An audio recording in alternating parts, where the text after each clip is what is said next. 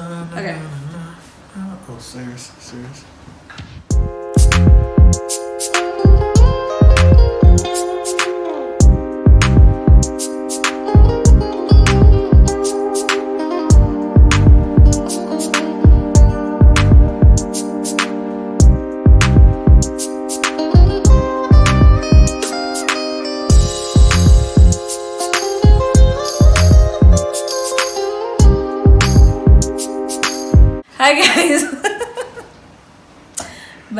Hi guys, welcome back to my channel. If you're new here, thank you for stopping by, and if you're a returning subscriber, thank you and welcome back.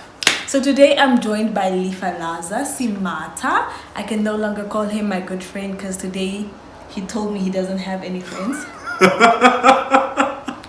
Oh wow, you actually remember that? I got feelings. I didn't mean I don't have any friends. It's right. I meant in the context of that conversation, I have no friends in that situation. Okay. Yes, I was like, am I your good friend? Can I say my good friend?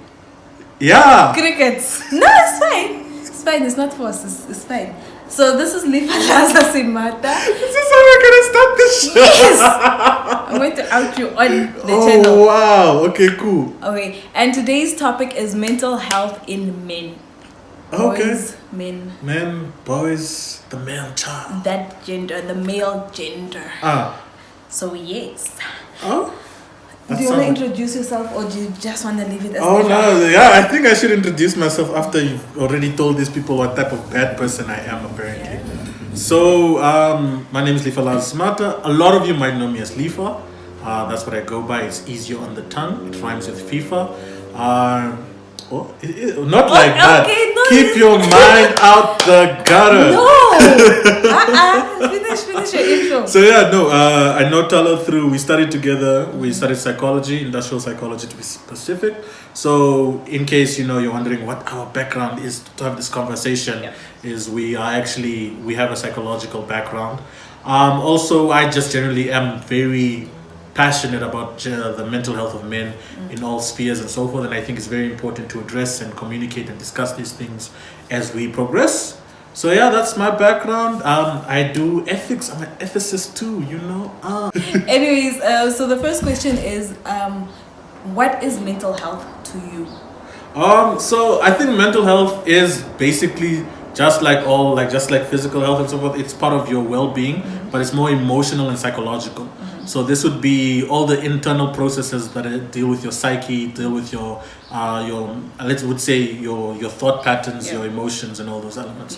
Your behaviors. So that would be what falls under mental health, I suppose. Making sure those things are regulated, are in a good or somewhat balanced state. Yes, that's the word I was looking for. Equilibrium. Yeah, you need some sort of equilibrium. Yeah.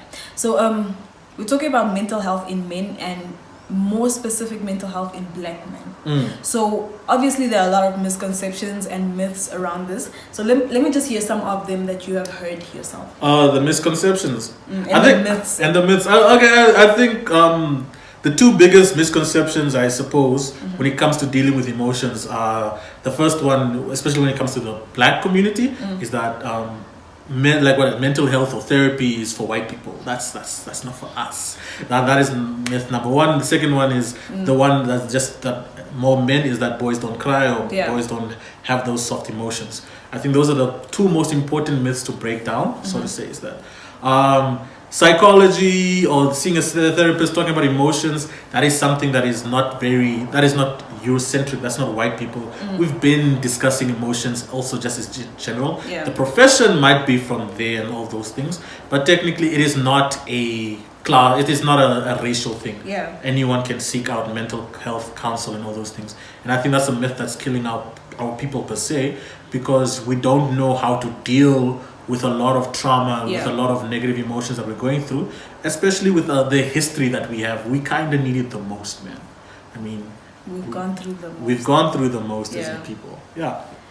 And talking about trauma, it's a thing of people just are okay with their trauma, and they're just like, no, it's how I am, it's how I was raised, and they leave it at that. But they don't see that this trauma and the patterns are causing real damage to them. Exactly. It is like this situation I keep on explaining. or I use it at team builds and trainings, is that last year, so it might be a bit sensitive for people. Last year I had a detached retina, so I couldn't see through one eye as clearly. But the body somewhat like manages when it's under stress. So for a while, I didn't even know I couldn't see through one eye because the other eye was compensating for it. And so like technically you can still function day to day and so forth. But in the long run, like eventually something came from one side of my eye too closer to the left side. I wouldn't be able to see it, and that could cause me damage of sorts. And I think that's how a lot of people deal with trauma, is that they've managed or found a way to work around it somewhat. And then like as long as they avoid certain things or don't say certain things or don't view certain pictures or whatever that will trigger them, that will trigger them, then they're fine. They think they're fine, but you have to address it.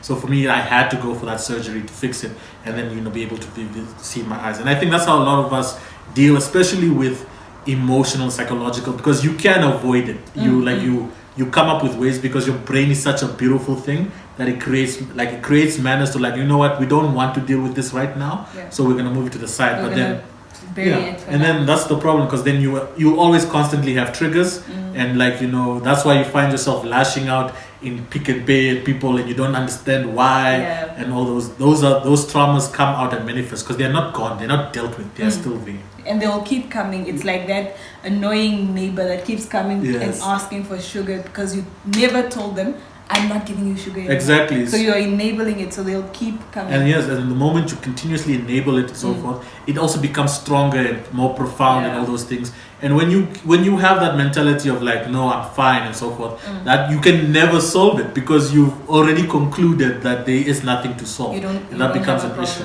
Yeah.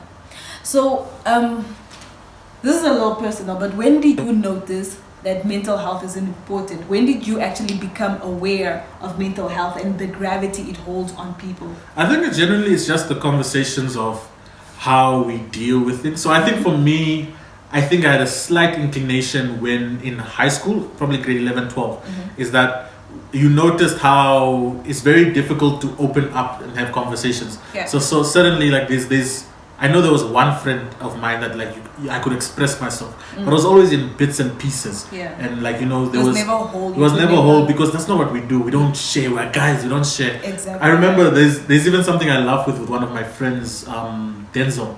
Is I remember there are a lot of misconceptions we have. Like I remember there was a thing is like guys don't chat to other guys. That is not a thing. That is, you don't chat. Why would you chat to another man? You chat with women. You don't chat. And so like he was like, what do you mean? I was like, yeah, no, you don't chat with me. You chat with women. Like we're having that back and forth. It's like, no, I want to talk to you, my friend. Like I was like that's a weird rule to have.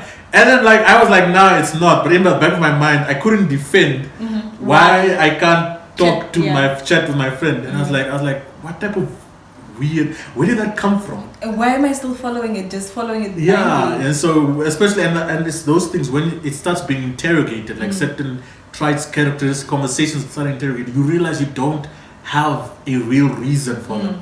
And I think that's what happens with emotional intelligence, not emotional intelligence, but emotional mental health and all those things, is that we never challenge these thoughts. We always like, that's how it is. So like we don't talk about our emotions. Why? No, that's just how it is. But why? Why can't you? What will happen? Will the world explode? Why can't you?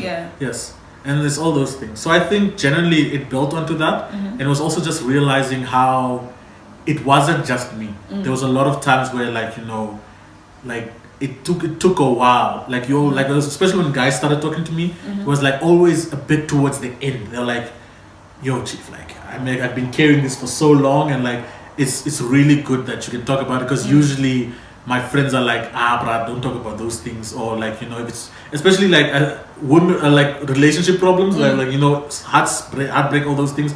Those ones are they just thrown away. They're like, no, get another girl or something like that. But we are not going to walk through this breakthrough with you, this breakup with you. We're going to drink. We're going to get you another girl to sleep with. But these emotions you're feeling, we're not going to deal with. We're not going to face them. So like we'll find other alternatives and all that. Or you're like, these guys are drinking. Yeah, that's what you do. You must drink. You must drink your sorrows away. You don't. So we know, like, also that is another element, which is just like, even when we encounter it, we're like, nah, we are so shy around it, we disappear. And so like when you become that space, or when men actually do open up, it's usually like a last straw, like they're about to break. And so like that is one of the most concerning things. That's when I realized it's a big thing, because these things have been happening, and then like you were like, why didn't you say anything earlier? It's like we don't talk about we don't talk, and I was like, that is fair, that is true.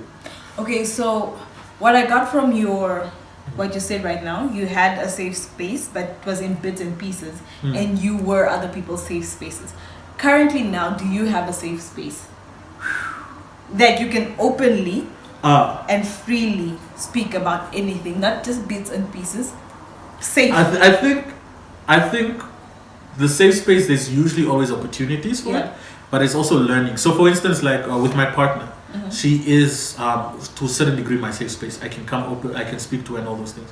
But the conversations are very difficult because sometimes it's very difficult to open up. Like, you know, like because there's always, I think for a lot of guys especially, there's always this bravado, is like you have to be the man, you have to know. You may not be weak. You may not be weak, you have to have a direction, you have to make decisions and all those things. So it's very difficult, especially to say, I don't know, or like, this upset me, or you know, I was embarrassed. That's a big one. I think a lot of men suffer with saying I'm embarrassed. Usually it's always disguised in you don't respect me. Yeah. You know, but like that comes from shame and embarrassment. It's very difficult to navigate those emotions because you never have those elements, and especially being a man, it's to avoid being embarrassed, it's avoid being shameful and all those things. You have to be respected. You have to have, for lack of a better word, your shit together. You have to be, you know, those directions. So if you admitting you don't have those things means you're failing at your identity, and that becomes very difficult to, like, you know, express. You can't tell someone I'm failing at being a man. You know, it becomes so, like, as much as open spaces are important, I don't think there's a lot of open spaces, but like, you know, it's also to a certain degree using those open spaces. So for me, that's why I said I have open spaces, but I know it's been very difficult for me to like express like where I am mentally, like okay, this is where I am, I'm struggling and all those things. And like, you know, we try to take sabbaticals, like, you know, like currently I'm like off Twitter. I think a lot of some people noticed that's me just withdrawing. And so like, because I'm trying to sort out myself. And so like, I know, for lack of a better word, like I haven't opened up about my situation so far. Like I'm just, people get bits and pieces here and there, so, but they don't have the entirety of it.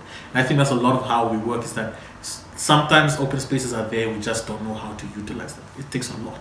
Okay. So the bits and pieces, and you do see yourself, and you do recognize where your mental state is at. Why don't you go to therapy? So I think, especially in our context, when you consider the therapy situation, I think there's a lot of layers to it. So for instance, the easiest and quickest layer excuse or like that is that the financial things. A lot of therapy is expensive within our country because I think a lot of it is also what's the word? It's not as a priority in our context. Even with certain medical aids, I think I was looking through medical aids recently. I think only a certain, like, you have to earn you have to be able to, I think, a throwaway, or at least not throwaway, like be able to have 2,000 to give away or so, to have the lowest package that allows therapy. And even that is like, I think it was only like a few sessions or something like that. So you can see, like, it's already expensive like that. I know without medical aid, it's probably 1,000, 1,500, somewhere there around there. Maybe you have your 800 and so forth. Other outlayers, subsidized things, you have to have gone through something epic. So like and also a lot of them, not to say it's not for good reason, a lot of them are women's like based. So it's helping women get out of gender-based violence situations, women who are in terrible abused, rape situations. A lot of those subsidized places are also for those things. So it's very difficult for like a man just going through a normal situation to go through. Like a man probably has to get beaten by his spouse or anything like that before he can get that subsidized fee. And even then, I think in the past there was issues of discrimination there, stuff like that. Like the shelter wasn't for men per se, it was for women. I think they've addressed it. I'm not entirely sure of that. So there's that level. Like, so it's expensive. Second is the culture. Like therapy, again, is a black. So for me, as I'm not there, technically speaking, I've moved past that. But I think for me it's more of a financial thing. But also for me, it's like I'm also too smart for myself. Is that I need a therapist that I can somewhat. They need to be smarter than me. So you need somebody that will challenge you. I need someone that can challenge me, because like I studied psychology, so like you can't hit me with the cliches. I know them, like, you know, and stuff like that. So for me, there's also that channel. So like I've met with a few psychologists, and I think that's also something people should know, is that you don't have to stick with one psychologist. You can shop for psychologists, one that meets your fit, because there's a lot of underlying themes that a lot of psychologists might not know. Like for instance, I know it would be very difficult sometimes to express female issues to a male psychologist. Whilst if you have a female psychologist, they can relate on that level. They can relate on those stress, especially for instance, if your stress is to deal with not being recognized in the office space. A male might not recognize that because we are used to you work, you get the results and all those things. People see you, but then there's another layer of where, because you're a woman, people might not see you, those things. And I think the same also on racial lines is that sometimes like things like black tax, things like, you know, being a first generation scholar in your family, being, you know, dealing with your taking care of your extended families. These are things that, no offense, but it's true. White people don't have to deal with that. It's families, their wife, their kids, done. Family for us, your auntie's children, your auntie, your and they even call you and like your cousin from who's coming. You don't even know who that cousin is, but they're coming. Your cousin from where needs what, and I'm like, I don't even know this person, but because it is family, you have to help, and that is also very emotionally taxing. Because you're always giving and giving and giving and giving, and never there for yourself. And I think for men it's even worse, because you know you're the man, you're supposed to provide. So if a cousin needs something, you must provide. Why don't you have money? And it's always those like, even if it's like not your family, if you're with your spouse has to ask you first because you are the man, and you can't say no because you have to take the context of the family, and you have to take all those things in consideration. So like themes like that, cultural norms and all those ideologies, even like, you know, I think something we also take for granted is that we just came out of apartheid like 30 years ago.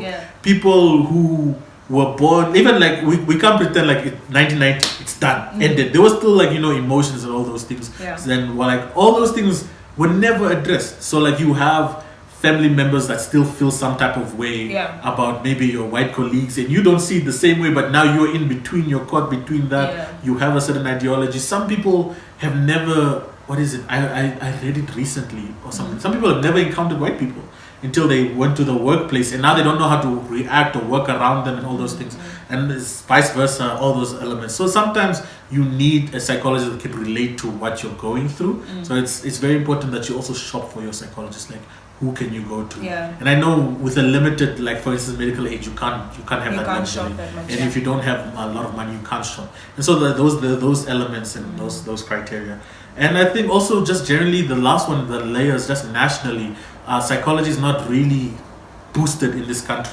It's not to that level where you can, there's an abundance of like, you know, psychology can go to. And I think because there isn't an abundance, the price will always be a luxury good, and all those elements. So like, you know, when it comes to mental health, what is booming in our country is social work, but social work usually deals with dire situations. They usually deal with children in bad homes or people being abused and all those orphanages or really serious mental illnesses. So but you can't go to a social worker just to check up. You can't have that emotional checkup. You can't, because that's what therapists provide. This is one thing, like if you feel yourself like going down the path, you can just always go there and cry and, you know, just have somebody to talk to, you know. And social workers are most of the times really overworked, so they don't have time to listen to you crying over a relationship. And that's a sad part. And therapy allows for that spectrum. So like there is the serious levels. There are those serious levels. We are trained for those things. Blah, blah, blah. Then there's also, you know, the main thing, getting through everyday life and so forth. For instance, there's a lot of context that we sweep under the rug, like toxic working environments, and like we I don't like, for instance, that element is already a really strong thing to navigate, because that could be, say you start working at 20, that's the next 40 years of your life and so forth. 40 years in a toxic environment and you haven't seen a therapist, you will go mad, you will go insane and all those things. But people are like I can't go complain about my colleagues. It's not about complaining, it's finding how to navigate, how to progress, how to grow in such situations, all those things. Because those elements matter. Those elements build your everyday life. And it's always those things that chip on, they build on, and then one day you just can't anymore. You just explode. And then you are fired because you smacked the colleague you were always fighting with. That's worst case scenario. That's worst case scenario. Okay. I don't want to make this video too long, but there are so many things. Maybe we'll have a part two. Follow up. Yeah. So there's so many things, but now I just want you to round off with what you've wanted to say, always wanted to say, and ways for men to move forward when it comes to mental health. What are the ways that you think men, what are the steps they can take that will help them if they're afraid to see therapists and they're afraid to talk to their friends? What are the steps that you think could be of beneficial help? I think if anything, I think men should probably diversify their circle, because usually in your circle of male friends, there's probably this unknown rule of we don't speak about our emotions. So the more you diversify them, the more you hang out with men or from a different place, you realize that you can express certain elements and so forth. For instance, in a clique of we only watch soccer, we only speak about soccer, it's very difficult to start expressing other elements of your life. So it's very important to probably network to see where those spaces are. I think it's very important to know that it's okay to feel negative emotions. I know that's very difficult, and that is something, just because I said it doesn't mean it's enough. It's something you have to practice. Being able to say, okay, I'm sad. Being able to say, okay, this hurt, this was embarrassing, and all those elements. I think those are very important in those conversations. I think those are very important as an individual to always carry, is that you're able to express yourself. I think the third thing is that it's always important to note that not everyone is skilled in handling those emotions.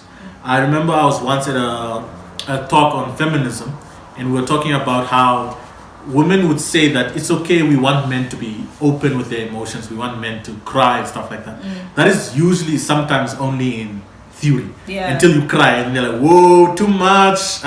This is Wendy's, ma'am, we don't do that. And then they're like that, and then they're like, you're not man enough or something like that. Those concepts is that we have a lot of people with those elements, but there are also people who know how to navigate those things, who can take your emotions with confidentiality and so forth. So before going to a therapist, I think it's finding a safe space within your space and so forth, and also being that safe space. I think if you open up that door, to your friends, your other friends, they might also be receptive and listen to you. And but I said, it's a skill, and I wouldn't say do it if you can't do it. So sometimes you can't you might make a situation worse. But I think being open about your emotions, expressing them, it's very important to communicate. There's something I call, in psychology called behavioral flow chart. So you state your emotion, you state what you were thinking, you state how that made you feel. And when you have that in front of you, you can navigate your emotions. You understand you were angry, you can see why you were angry, what were the thoughts when you were angry, and why you felt those emotions, those actions. And I think that will allow you to understand yourself better, and that will understand how to navigate. So you notice the trend, I'm always angry when someone doesn't recognize me in a room, or why is that case? Then you can start looking, do you feel insecure that people don't notice you, blah blah blah, da, da, da. But then that wouldn't mean they have to dig deep see something in their childhood. No, they were not. It's all those things. But it's like Rome wasn't built in a day. Mental health, think of it like going to the gym. If you haven't been taking care of yourself mentally, emotionally, psychologically, it's going to be very difficult in the beginning. You have to pick up the rhythm. It's like going to the gym. So you have to start with the dumbbles first. Those then you feel the pain. Then you feel the pain. And then you start enjoying the pain. Then you keep. Then you grow those things. And then you don't go. We don't go to the gym. That sounds like enjoying the pain. People do enjoy it. They're like, I like that pain.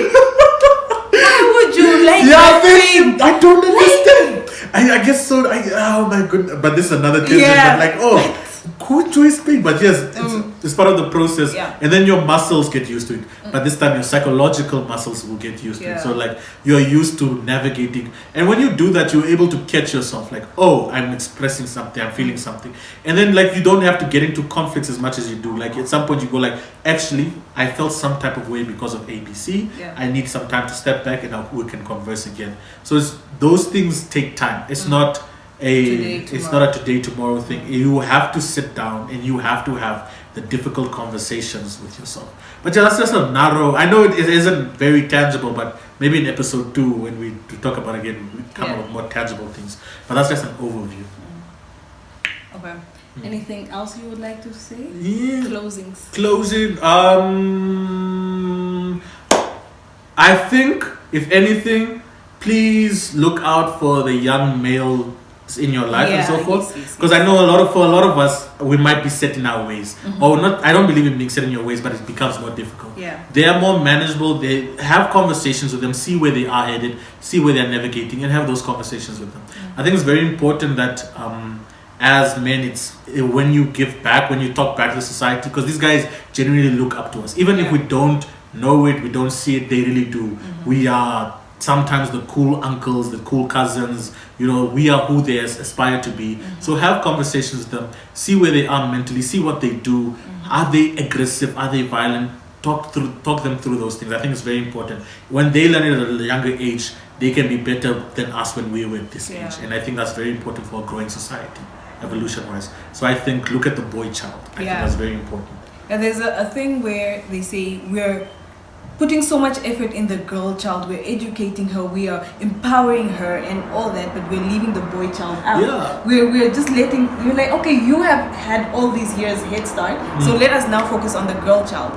I mean, it's good, but now you're leaving the boy child with no guidance. And it was something I was actually saying, because it was if you look at the census, we technically have the same amount of boys and girls. Technically, it's slightly and so forth in those age groups. So like what happens is when you hear things like UNAM graduated several girls and boys, like we are age mates. Where are all the boys? And all those things. Why are there so many few boys graduating from UNAM?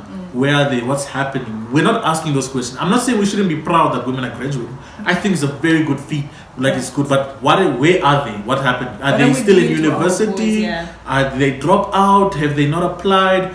Because these are also members of our society. Why are such few boys graduating when we're technically supposed to be census-wise on like with the same amount? We're not lagging behind. It's not like for every 10,000 women there's a 1,000 men. We're somewhere behind. So where are those 7,000 men? What happened? Why only 1,000 men graduating? Those things. So it's very important we investigate these things. Where is the boy child? What's happening? How can we assist them? Yes. Yeah, I think that's about it, man.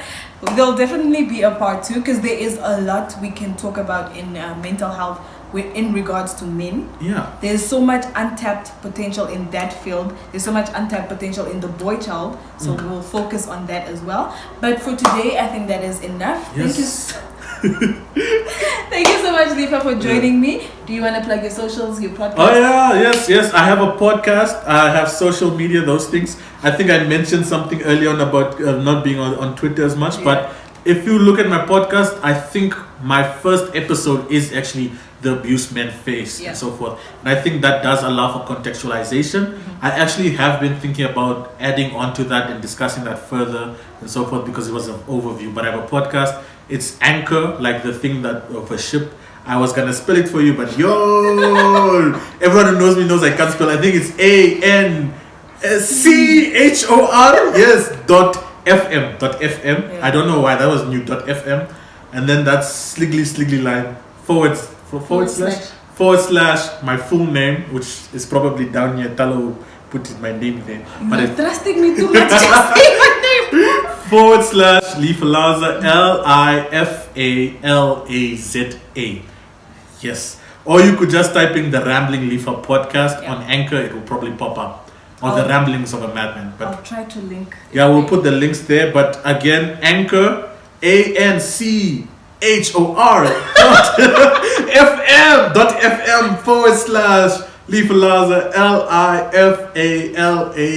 There's a little bounce to it. No, it reminds me of R is for romantic, O is for omanus, M is for man. I probably should have done that. I probably remember it like that. So that is my podcast. I have a blog, but my blog is for more poetry and other stuff. But I am revamping it, so you probably see more articles on it.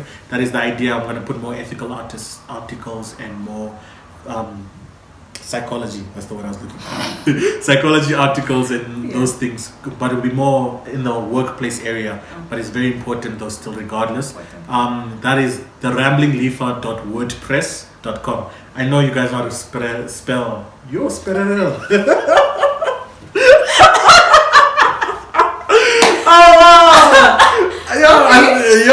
I know you guys know how to spell that. The Rambling Lifa. Lifa is LIFA, just in case, because I know some of you call me Lifa with an E. It's LIFA. Lifa.